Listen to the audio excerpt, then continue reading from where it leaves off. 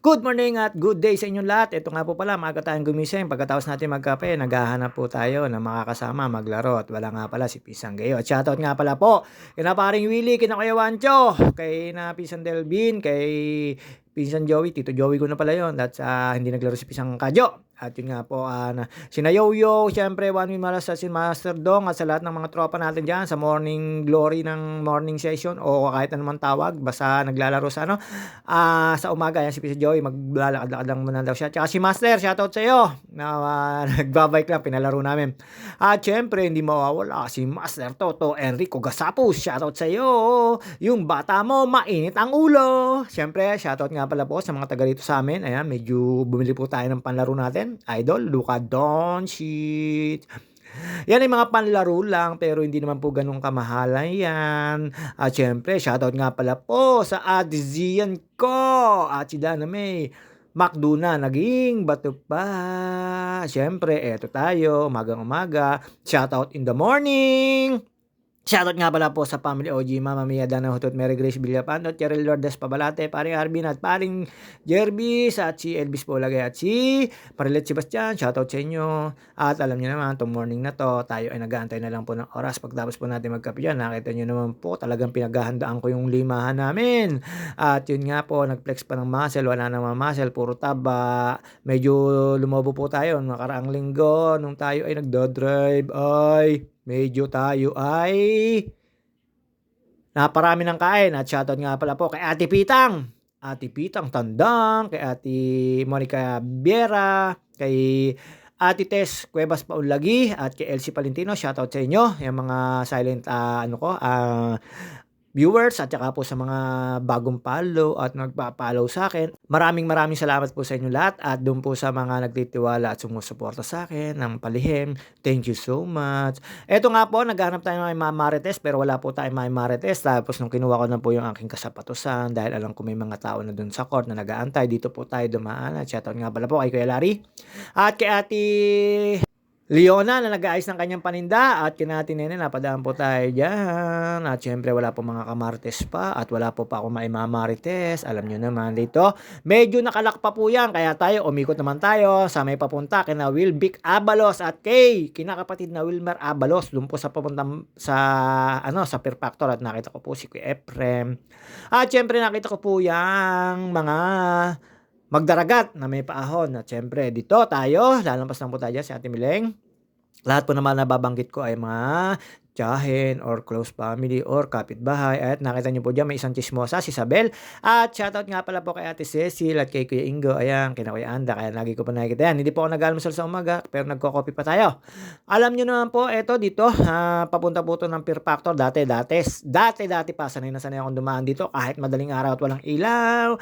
Secret kung bakit ganun. Ayan, nakita niyo naman po, medyo mapaiskinta. Dito, hindi naman po nakakatakot dumaan kasi isang pisa lang naman po dito. At shoutout nga pala po, dinaan ako at sinigaw ko dito si Pisang Gayo.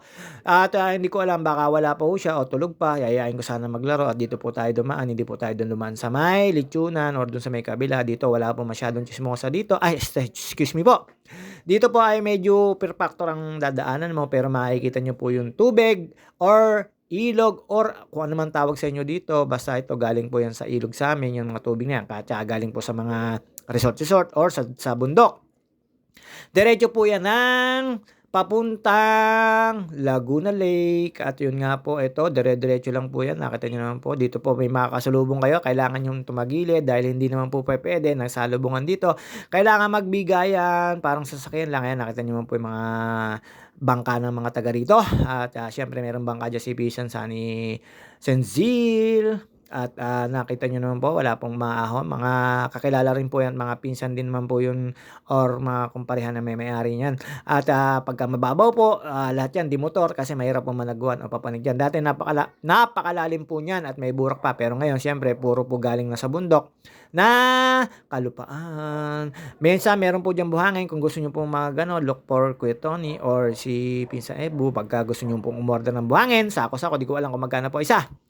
At tatawid po tayo dyan sa dalawang tulay na to. Dito may makikita po kayo, makakasalubong ko po yung mag-tsaya, nagpipicture-picture pa. Di ko alam kung mag-tsaya, nanay. At syempre, kailangan tagiliran para magbigayan dito sa daan na 'to.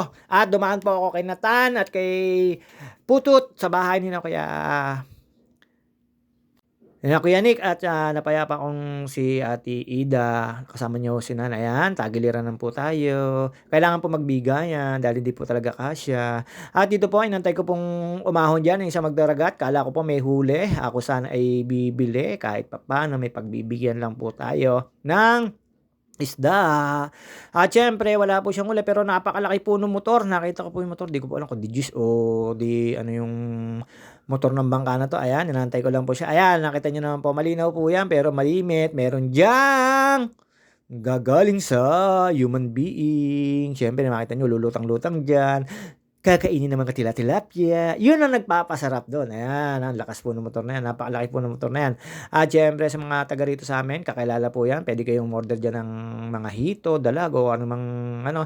At dito po tayo dumaan sa dating bantay ng Lola Isingko nung nabubuhay pa at dito po ay may Magsaysay at may di kayong rumekta. Dadaan po tayo sa bantay ni Wins, SK Wins. At hindi ko na po nakakalaro ngayon si SK Bornok, ewan ko parang laging tulog. Dati maaga pa lang kalaban ko na or kasabi ko na sa basketball.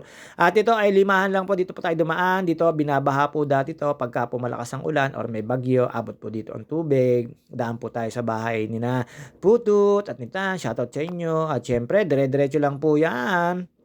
Tayo ay nag one win, one lose. Medyo maganda naman po yung pawis at maganda rin po yung laro namin. Napakasarap pong lumaro. Mga bola, 40 up. Puwede ho kayong lumaro kada umaga. Kami po or sila Kuya Juancho ang lagi niyo pong makikita. At siyempre hindi po naglaro isang sentro, hindi ko po alam kung malakas sakit pa tuhod niya. Ayan, nakita niyo naman po panlaro ko. Siyempre idol natin 'yan at si Kevin Durant at Antetokounmpo, 'yan ang mga talaga namang puwede mong idolin. Pero hanggang do'n lang tayo 'pag idol pero hindi natin kayang laruin. Habang inaantay ko po diyan yung iba naming ka-player, isa-isa na po kami dumadating at medyo maaga na po kami nagsisimula para maaga na rin po kami natatapos. At wala po kaming kaagaw ngayon, wala yung mga kids, hindi po sila siguro nagising na maaga, solong-solo po namin kaya naka-straight na 2 laro po kami. At yun nga po eto, habang nag-aantay po tayo diyan, nakita ko na po yung ibang ka-player ko at meron pong dumating diyan na mga kasangga.